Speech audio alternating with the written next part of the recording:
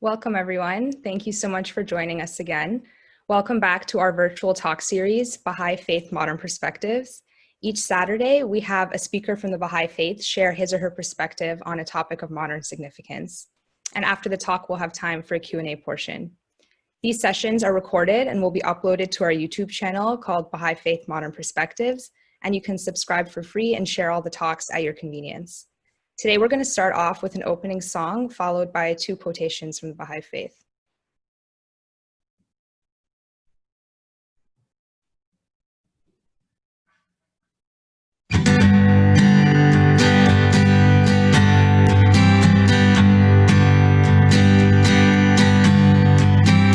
Oh, divine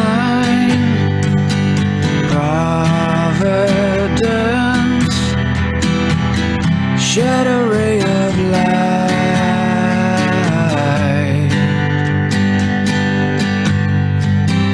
upon this gathering,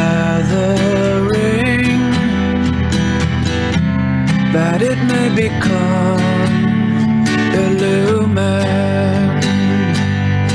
Shed a ray of light, a ray of light, shed a ray of light.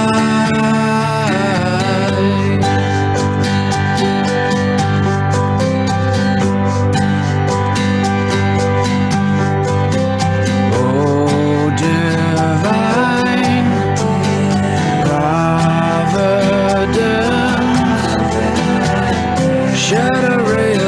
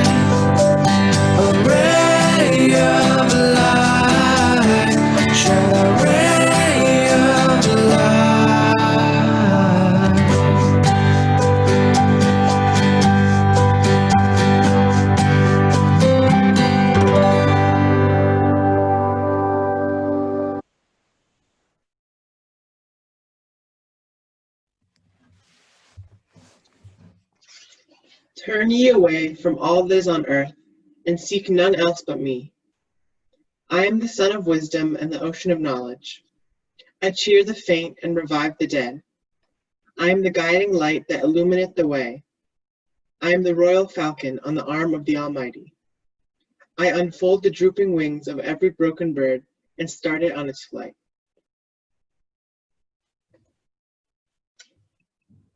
To be a Baha'i simply means to love all the world, to love humanity and try to serve it, to work for universal peace and universal brotherhood.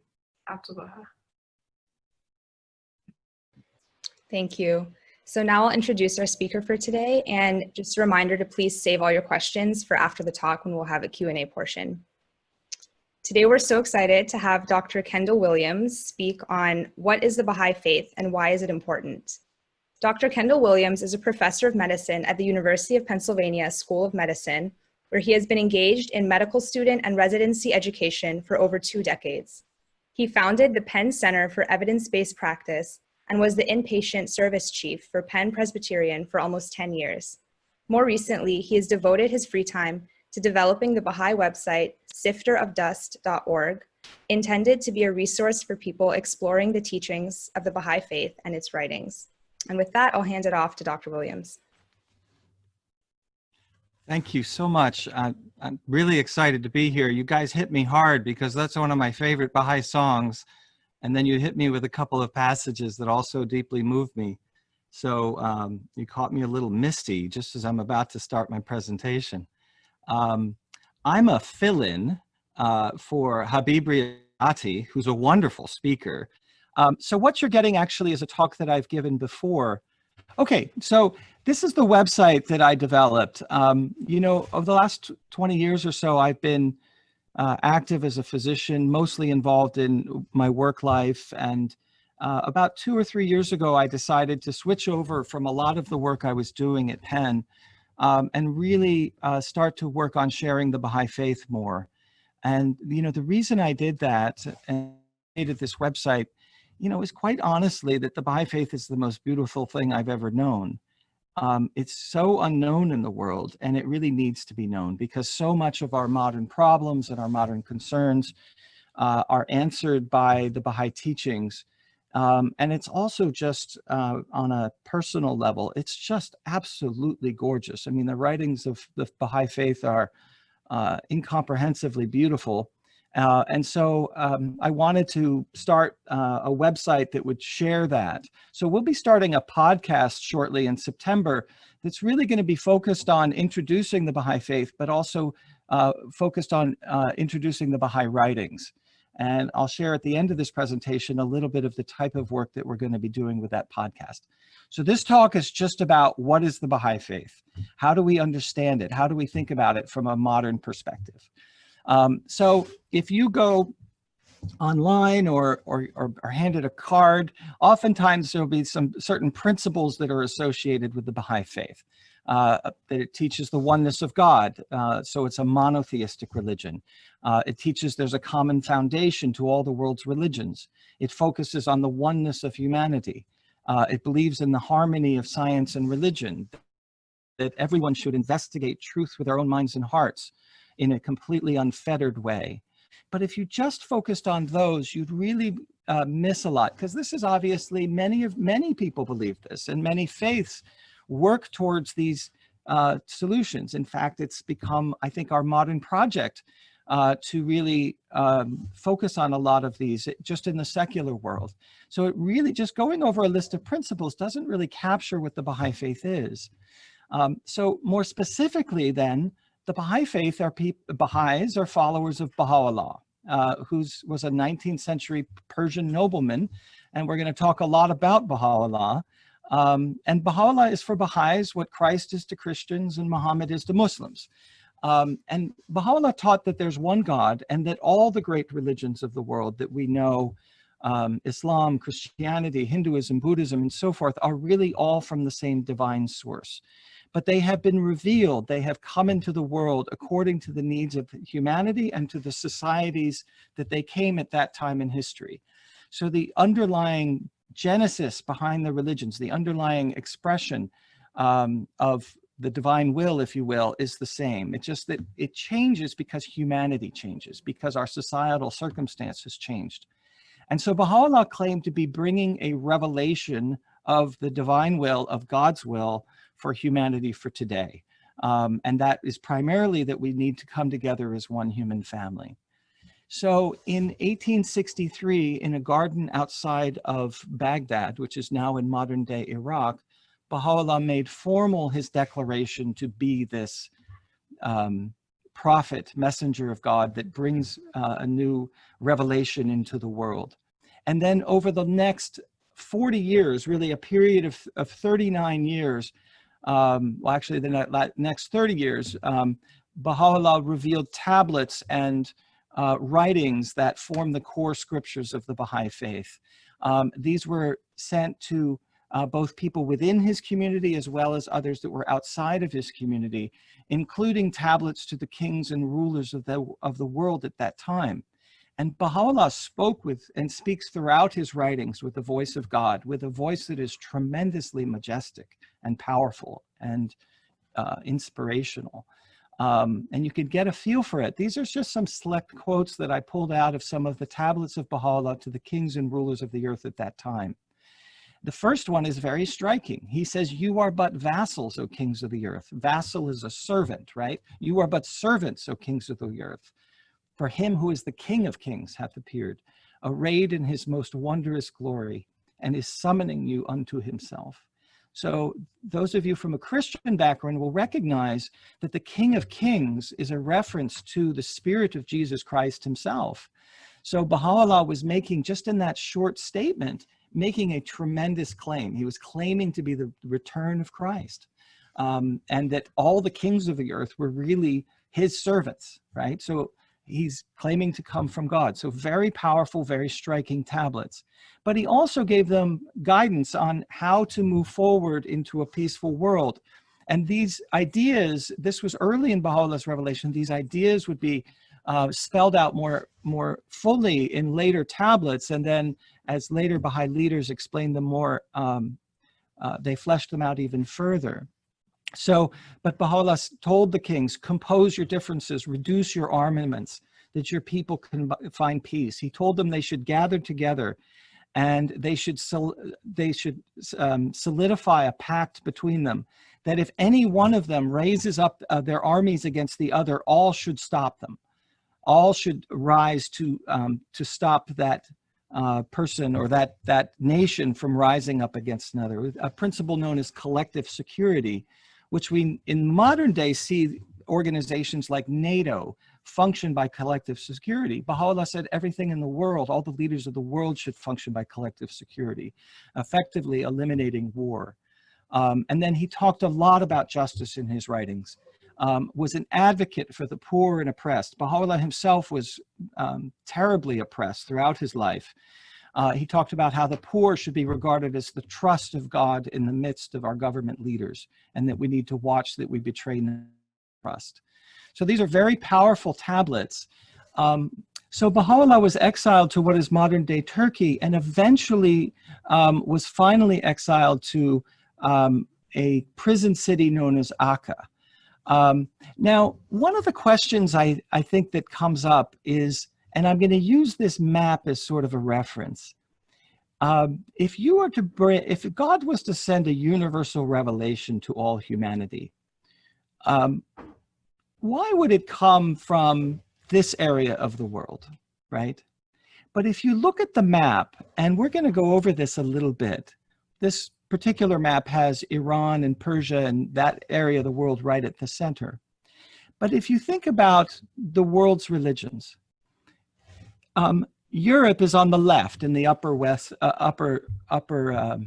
corner. And so that's mostly Christian. And then below that is North Africa and Arabia, and that's mostly Muslim. And to your right in the lower southeast corner is India, which is a very rich culture, of course, and Buddhism comes out of India and spread up northward, up into China and into the other Asian countries. And then Hinduism itself has a very rich history. China has a very rich history. So if you're in Persia or Iraq and these places, there are cross-cultural currents that are coming through that area. So Baha'u'llah, as he is being exiled to these places and addressing the people of those places, is addressing the great questions of humanity in terms of their theological questions, because it's such a rich place. So I grew up in rural Pennsylvania. If the revelation of God to humanity had come to rural Pennsylvania, it would have addressed just a very limited sort of religious worldview, that of Christianity largely, and just that area. But this area, it was extraordinarily rich theologically. You know, Baha'u'llah's faith is the first faith in the history of humanity that really takes a world perspective, that recognizes and takes a truly global world perspective. So Baha'u'llah was exiled ultimately to this prison cell. And that's from there that he finished off some of the tablets to the kings, but also continued to reveal. And in those tablets, we have this remarkable clarity about what Baha'u'llah's message was, which he reiterated again and again to his followers that began to become increasingly electrified by his teachings. You know, this was the substance of Baha'u'llah's message. And what he's asking us is really take the perspective of God and look at the entire world and treat each other as if we're all one people, right? And really subsidiary aspects of that are things like women and men being equal, that there's no meaningful distinction in the eyes of God of people of different races, for instance, or of different backgrounds. I mean, if God is just for everyone in the entire world. So this wonderful quote of Baha'u'llah that says, "O ye children of men, the fundamental purpose animating the faith of God and his religion is to safeguard the interest and promote the unity of the human race, and to foster the spirit of love and fellowship amongst men. Suffer it not to become a source of dissension and discord, of hate and enmity. This is the straight path, the fixed and immovable foundation. Whatsoever is raised on this foundation, the changes and chances of the world can never impair its strength, nor will the revolution of countless centuries undermine its structure." So there's so much in this quote. Let me just pause for a moment and talk about it.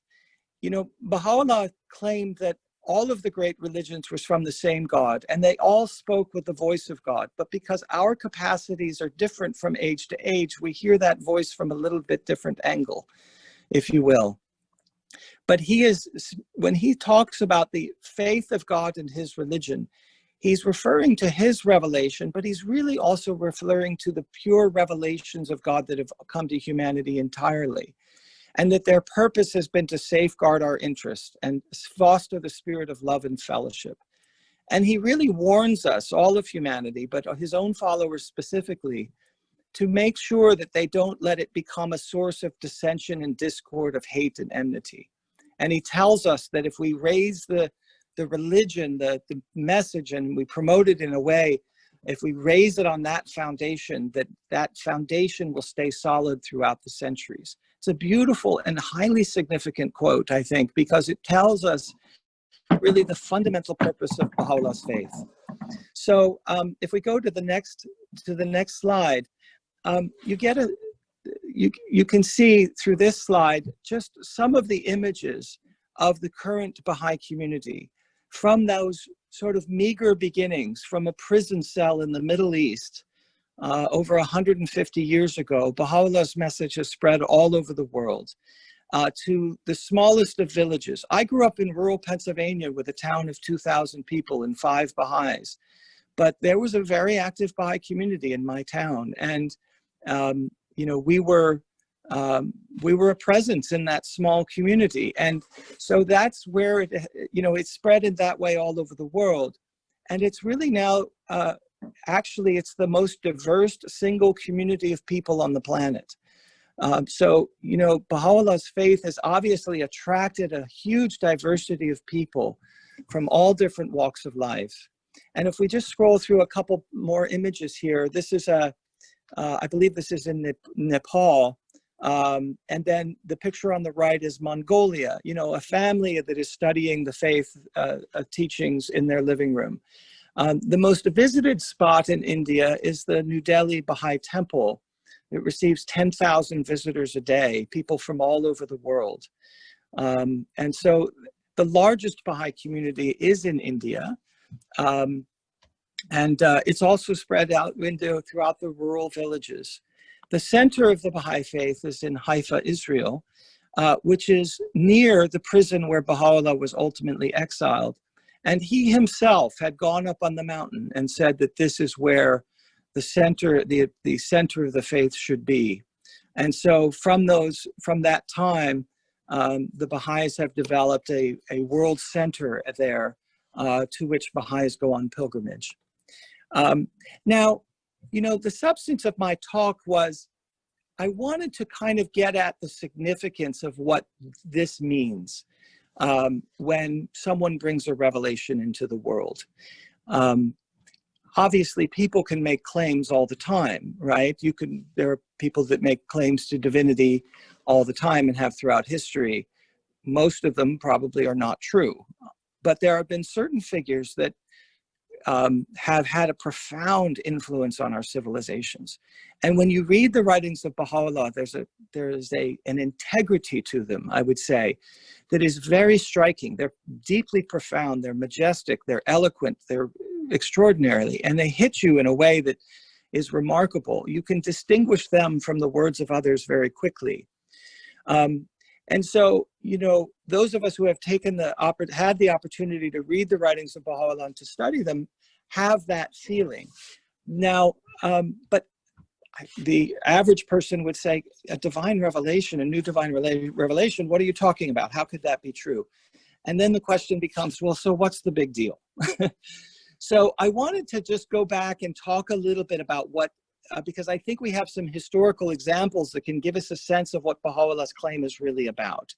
So if we move forward, Paimani, to the slide that says 4 ways to think about religion. So if you think about religion, if you're a person that is trying to understand religion in the world, there's really 4 different options. The first is that no religion is true.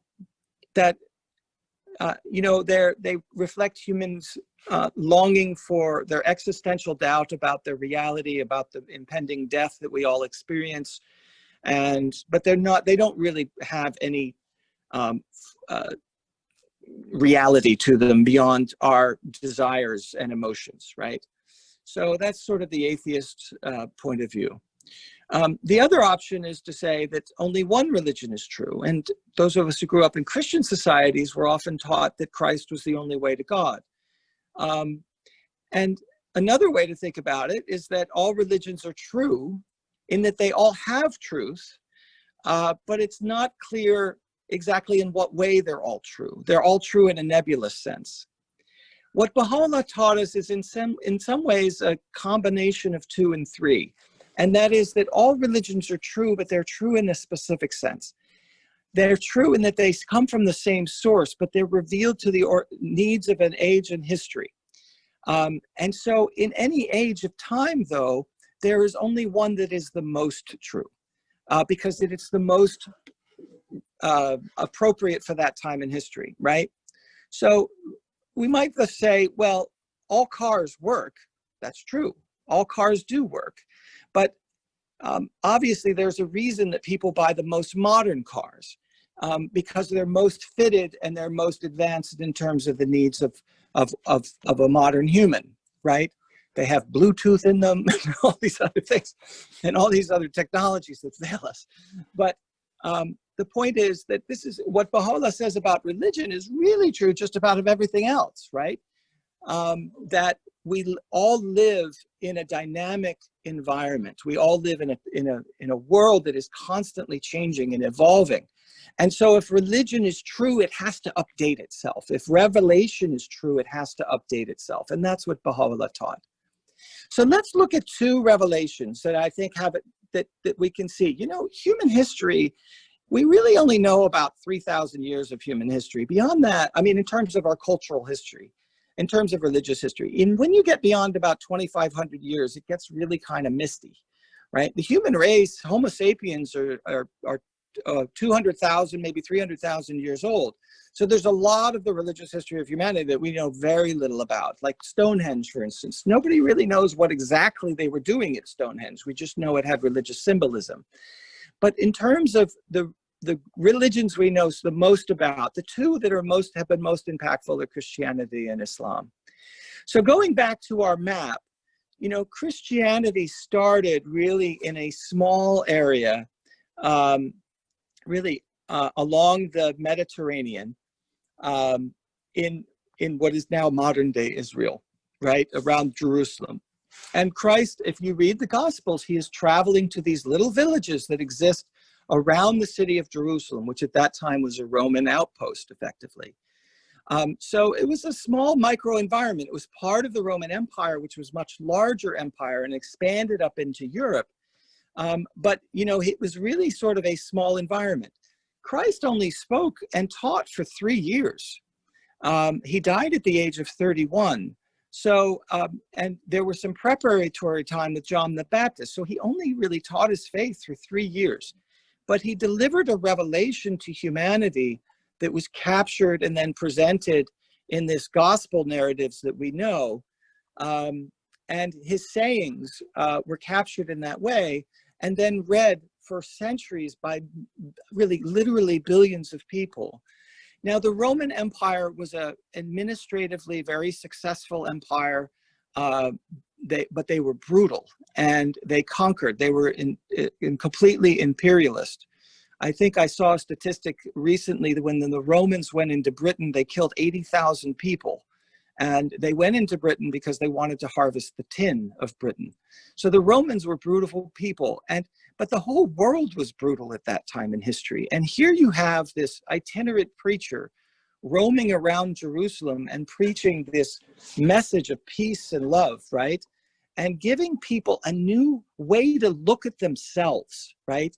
So he's asking them to really look within themselves and find different qualities than the brutal, oppressive environments in which they live. So, blessed are the merciful, so they shall obtain mercy. Blessed are the meek, for they shall inherit the earth. You know, these ideas transformed how humans thought about themselves. And Christ was really spiritually transforming people. And he told his followers that they were going to die as a result of their commitment to his religion, that they would be thrown into, they would be beaten and that they would be killed. He said, I am sending you out as sheep among wolves. Therefore, be as shrewd as snakes and as innocent as doves. So, you know, Christ understood what he was doing. What's remarkable about when you read the Gospels is the prescience that Jesus demonstrates in knowing how his religion would spread around the world. Now we think nothing of the fact that, you know, there are, 1.4 billion people in the world that are Christian, and most of the countries of the world have a very strong Christian influence. But when it was started, Christ seemed to have that prescience that was going to happen. So it then spread up into Europe. And at that time, Europe was really a very tribal structure. If you went 50 miles, you were into another tribe. They were not united. The Romans had brought some element of consolidation of the administration in certain parts, but there was constant infighting among the different tribes. People spoke different languages. So it was really a truly tribal structure all throughout Europe. And what happened is that the Christian missionaries, those who were going out as sheep among wolves, went up into these environments and slowly, patiently, over centuries of time, built monasteries. They built churches. They started to educate the people. You know, these cultures had no education whatsoever. They had no scientific enterprise. There was nothing going on in Europe before Christianity came. But it was through these churches that they preserved and expanded Greek learning. And they really built patiently over centuries, they built the scholastic system that trained many of the great philosophers, both of medieval Europe and eventually ultimately into the Enlightenment. And the Enlightenment philosophers, Newton and Descartes, and all of these great philosophers were trained at Catholic universities that had been built up because of the message of Jesus Christ. So it had this massive civilizing force all throughout Europe. So that revelation of 3 years of Jesus bringing a revelation to humanity was extraordinarily impactful, and it spread all over the world. These are the territories in purple that are now impacted by Christianity directly. And of course, in our own country, the reverberations are still present. As I've said this before in different talks I've given, but you know, there are 5 churches within a mile of my house, and on every Sunday morning they're filled to the brim. So not during COVID, but before. So the impact is still present. You know, the greatest moral leader of American society of the 20th century was a Baptist minister, Dr. Martin Luther King. And so, Paimani, you can move forward one.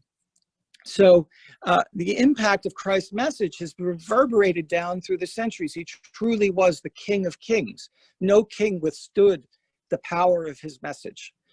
And so, you know, we can feel that impact. Probably the most remarkable demonstration of a power of revelation of God to transform a civilization was that of Muhammad. Move forward to the next slide, 2 slides actually. So if we get back to our map here, we see Saudi Arabia sort of in the middle on the bottom. And that's where the Prophet Muhammad was born, what is now modern day Saudi Arabia, around the environs of the town called Mecca. And, you know, the Prophet Muhammad went up, he was over 40 years old. He had been born into a pagan family. There were Jewish and Christian tribes and monasteries in this area, but most of the peoples were pagan. And so the Prophet Muhammad went to a cave to meditate, and who was visited by an angel of revelation, the angel Gabriel, who told him to recite the Quran, which is known becomes known as the recitation. And it was through the Quran that now another beautiful civilization grew out of the desert. I mean, it was just, there was nothing there. There was no civilization. They were similar to Europe. They were just a bunch of tribes beating each other up all the time. There was vicious wars between them. They fought so much, they had to take a month out of the year that they designated when no one could fight. So they basically said, these 11 months are devoted to war, but this month you get peace.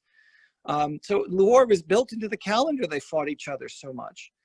But the Islamic civilization came out of that desert and really brought a lot of unity.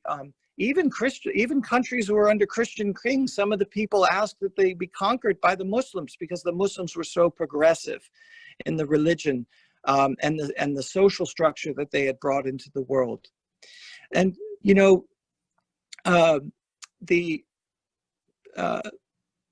many people in the East or in the West don't know the Quran. But if you look at this passage, for instance, where he says, serve God, do not associate anything with God, be good to your parents and your relatives and to the orphans and to the poor and to your neighbors close by and neighbors remote and to the companion at your side and to the travel and to your wards. For God does not love the arrogant, the boastful. So the Quran really restated many of the same teachings of Jesus, but in a larger framework. That really dealt with a lot of the social realities of that time. And it was an extraordinarily effective force of civilization. You know, mosques dot the Middle East and are these beautiful examples of architecture and just a civilization that came out of nowhere. And if you look at 1500, before the Reformation in Europe and before imperialism, when Christian European countries began to sort of conquer the world, Islam was the largest religion in the world. So while Christianity was slowly building civilization in Europe, Islam just blew up and really had a profound effect on not only that area, but also really upon the world. They were the envy of the world for centuries. So we forget these things in our modern era. We forget the impact of these revelations. And this is one of the things that Baha'u'llah asks us to do, is to understand our own place in history and to act upon it. So if you look at those two great religions, this idea of progressive revelation is in those texts. It's very explicit. You know, Christ said, if you believed in Moses, you would have believed in me because he wrote of me. And he says, do not think that I have come to abolish the law of the prophets that were before him. I have not come to abolish them, but to fulfill them. And then the Prophet Muhammad in the Quran, God says, we believe in God and what was revealed to us and what was revealed to us to Abraham and Ishmael and to Moses and Jesus and what was given to the prophets from their Lord. And we do not make any distinction among them, for they all submit to God and we submit to God. So, you know, Islam had this universal religion, but what's remarkable about when Christ came into the world, he didn't tell people to reject the religions that they existed before. He said, I'm here to fulfill the religions that you believed in before. And the same thing with the Prophet Muhammad. He told them to accept those that were before them. He said, why don't he talked to the Jews. He said, why don't you believe in Christ? You should believe in Christ. He really tried to promote the recognition of all of the great religions as being from the same God. So, but the truth is that the reality of our world changes all the time. And as it's changing, the revelations of God, who are historical phenomenon, really don't often keep up with that reality. They become old.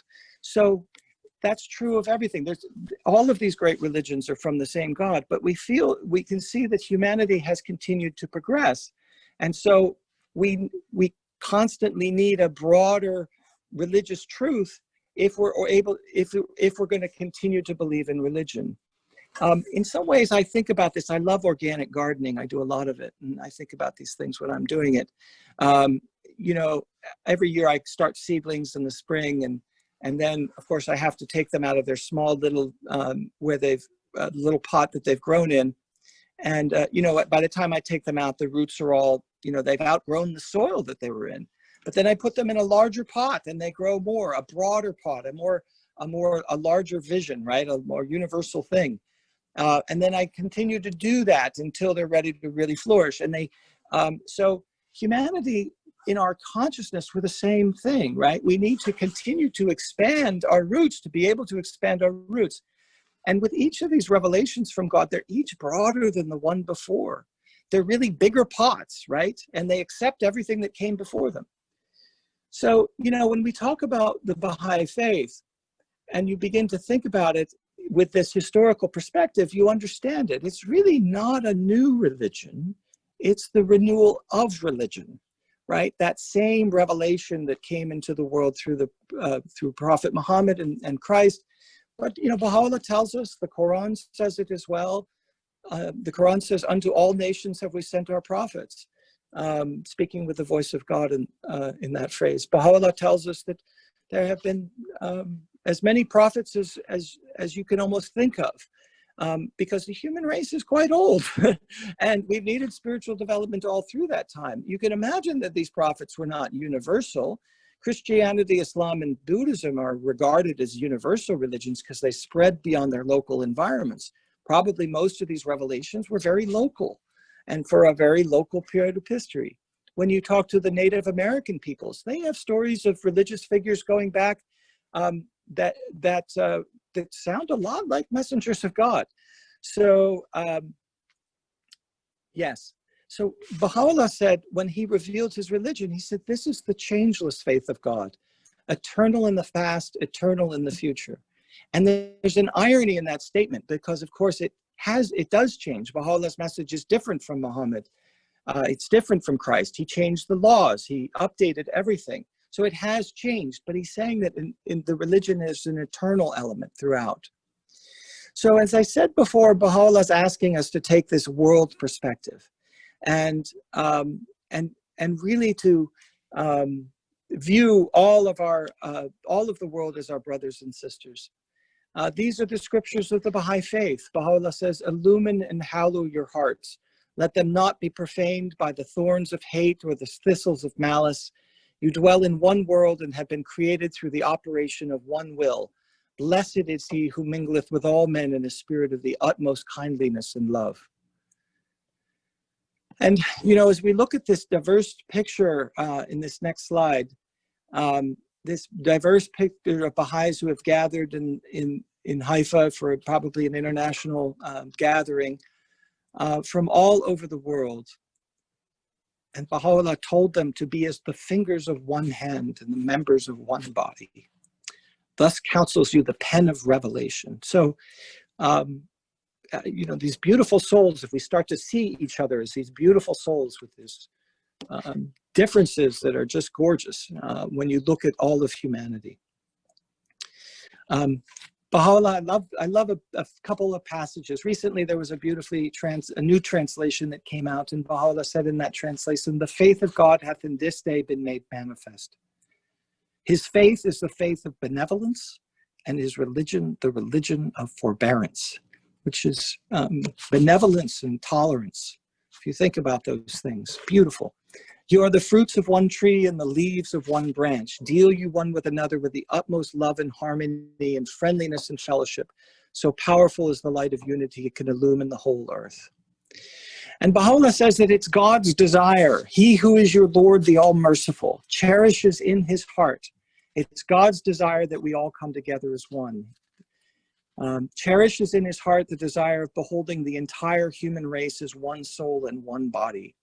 Haste you to win your share of God's good grace and mercy in this day that eclipses all other created days. So what's, I think, very important for me to understand, we see people all over the world doing things, quote, for God, right?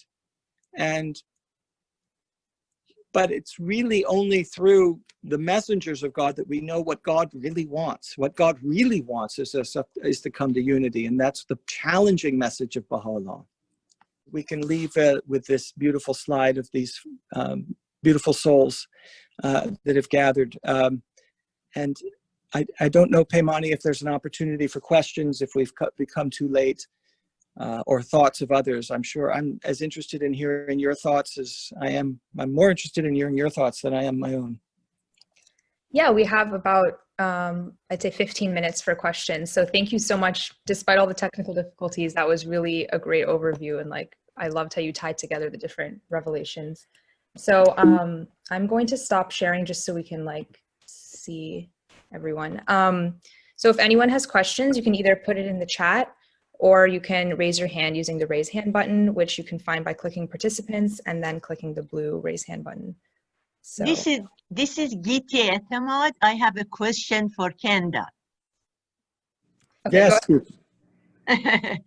Kendall, I am going to be a devil advocate, and I'm going to refer to your first slide and the other slide that you said, so what? And my question came about after my conversation with some Jewish rabbis and some Christian ministers. Of course, one of the unique things about our Baha'i faith is that we have the original writings of Baha'u'llah and Abdul Baha, and of course, no one except Shoghi Effendi and Abdul Baha can really do anything with the writing except to explain it to us. So I said, they tell me that this is why this is such a big deal, that you always refer to the original and to all the Baha'i writing that you have, because in Christianity we update everything. For example, now we have women ministers, we have all of these, and the Jewish people, they said we have women rabbi. So what is wrong with that? Why that is so significant that you refer to that all the time? So this comes to the next one that says, so what? If you have all of these, our rabbi all the time, they have consultation with each other, and if they have a question, they discuss it and they come up with some new things. And actually our faith is being modernized, so we do not need a new faith. Oh, yeah. So, Giti, you know, I think for me it comes down to a question of the reality. It's not so much what we need or what we think we need, because, you know, we're limited, right? If you go to, you know, you go to learn piano, right? Your teacher knows what you need. He knows what full potential you have. And Baha'u'llah teaches us that it's through the revelations of God, it really, it's a bigger pot, right? So you can now express your, and move, and your roots can grow deeper and you can grow higher. Because the universe of ideas is more comprehensive.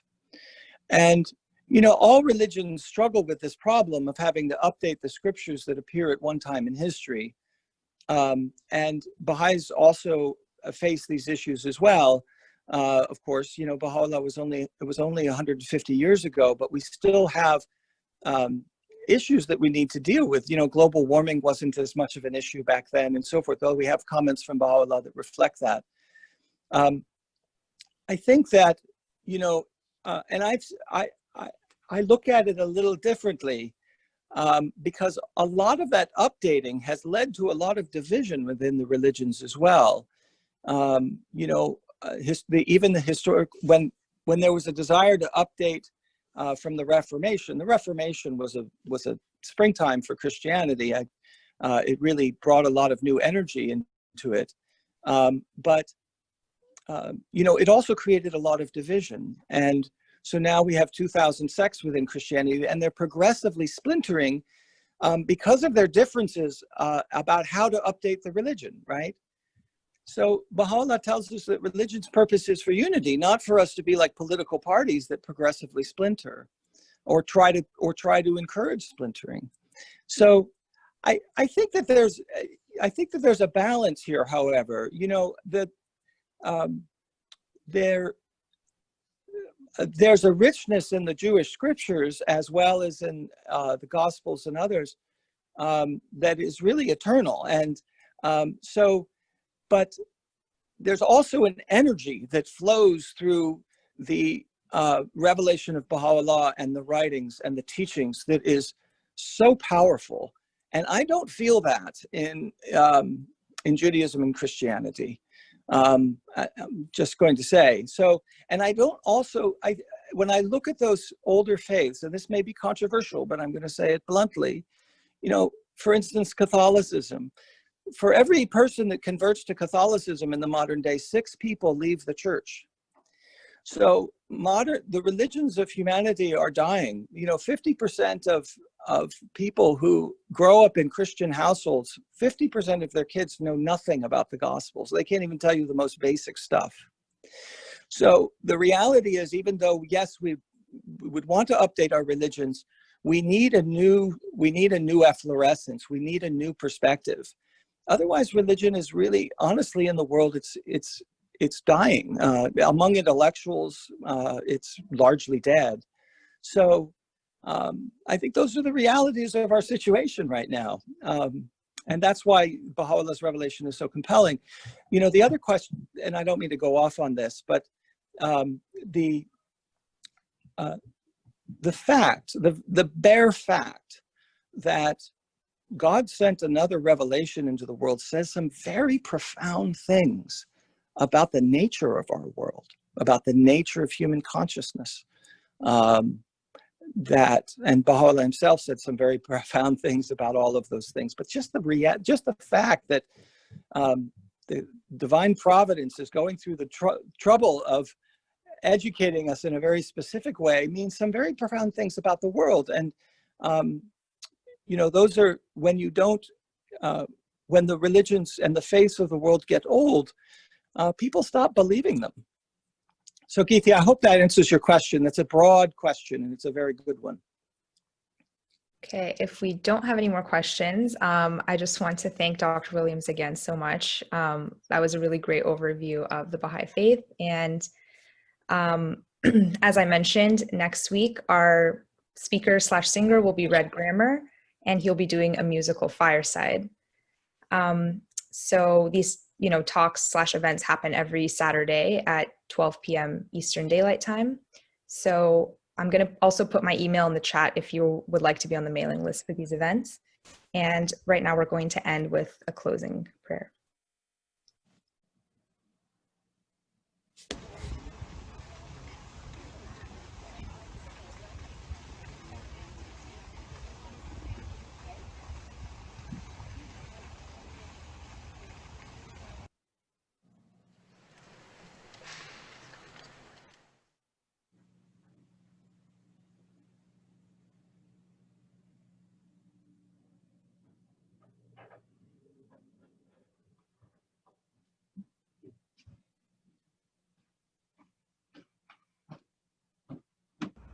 O Lord, raise me up,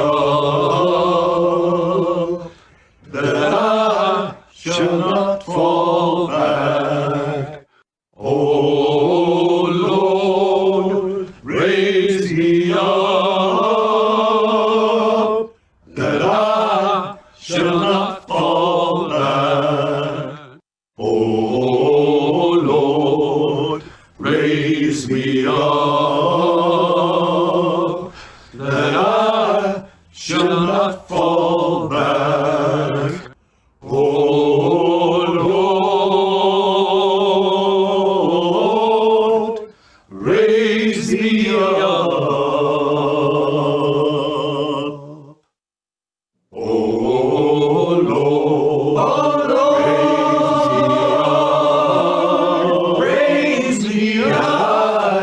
shall not fall back. That I shall not fall back.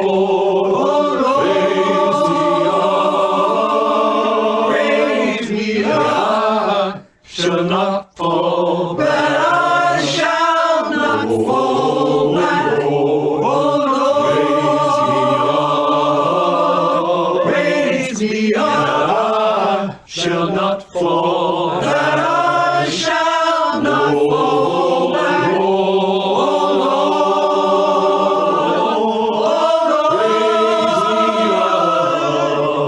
Raise me up. Oh Lord, raise me up, shall not fall back. I shall not fall back. Raise me up, shall not fall back. I shall not fall back. Raise me up, shall not fall back. I shall not fall back.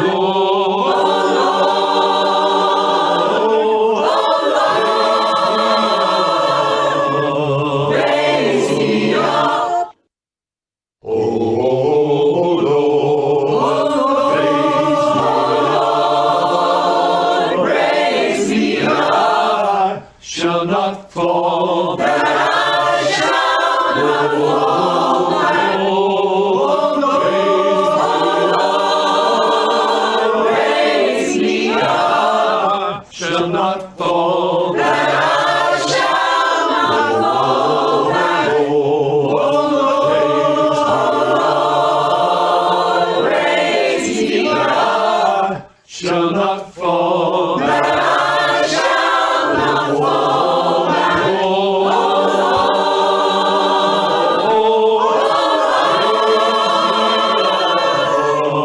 Raise me up. Oh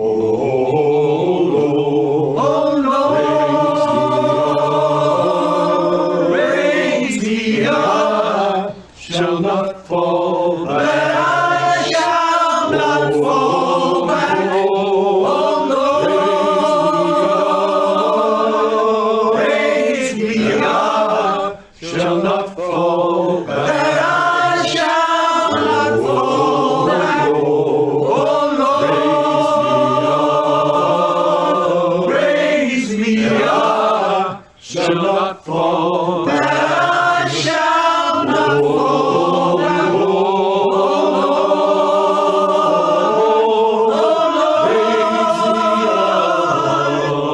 Raise me up. Oh Lord, raise me up,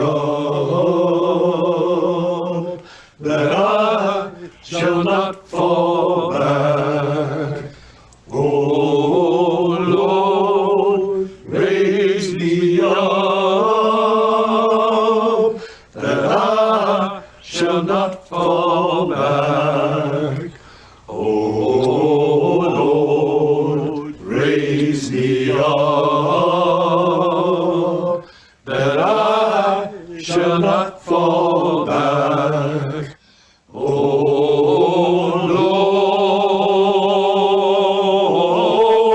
Lord, raise me up.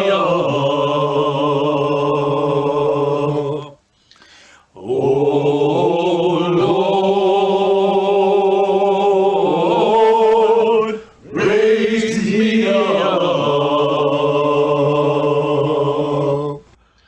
Oh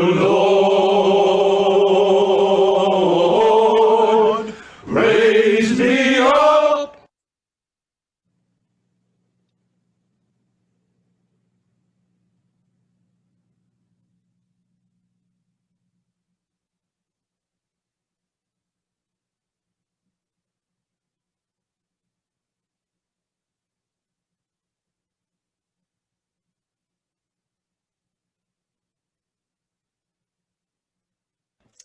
Thank you again, everyone, and we'll see you all next Saturday.